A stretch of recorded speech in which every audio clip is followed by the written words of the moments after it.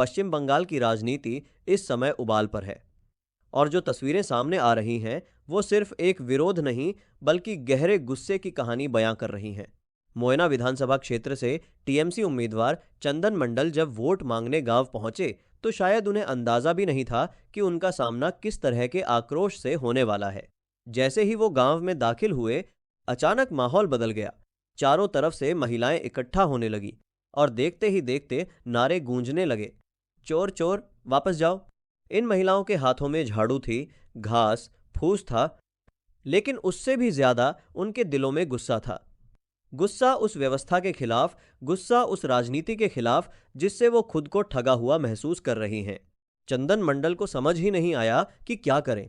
स्थिति इतनी बिगड़ गई कि उन्हें वहां से भागना पड़ा। महिलाएं उनके पीछे पीछे दौड़ती रहीं और ये पूरा घटनाक्रम कैमरे में कैद हो गया। अब यही वीडियो सोशल मीडिया पर आग की तरह फैल रहा है। लेकिन सवाल यह है, आखिर ये गुस्सा क्यों? स्थानीय लोगों का कहना है कि यह सिर्फ एक व्यक्ति के खिलाफ विरोध नहीं है, बल्कि यह पूरे सिस्टम के खिलाफ नाराजगी है। खासकर महिलाओं में यह गुस्सा ज्यादा देखने को मिल रहा है।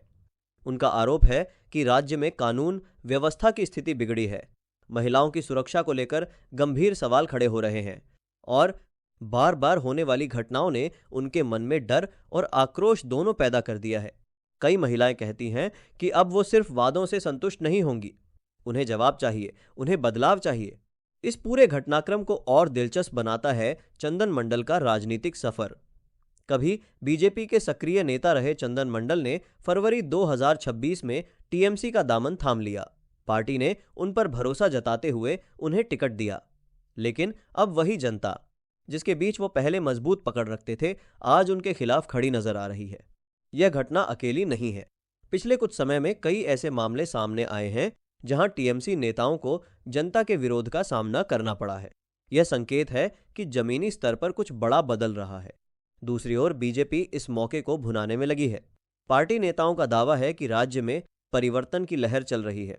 उन्होंने महिलाओं के लिए कई बड़े वादे किए हैं। हर महीने आर्थिक सहायता, मुफ्त बस यात्रा और सरकारी नौकरियों में 33% आरक्षण जैसे मुद्दे जोर शोर से उठाए जा रहे हैं। बीजेपी नेताओं का यह भी कहना है कि अब समय आ गया है कि पश्चिम बंगाल की जनता एकजुट होकर फैसला ले और खासकर महिलाएं इस बार निर्णायक भूमिका निभाने वाली हैं।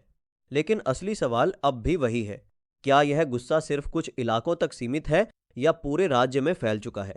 क्या यह विरोध वोट में बदलेगा?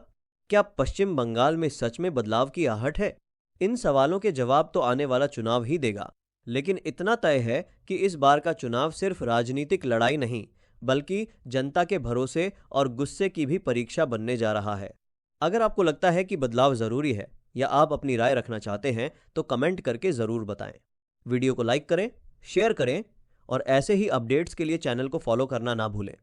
धन्यवाद।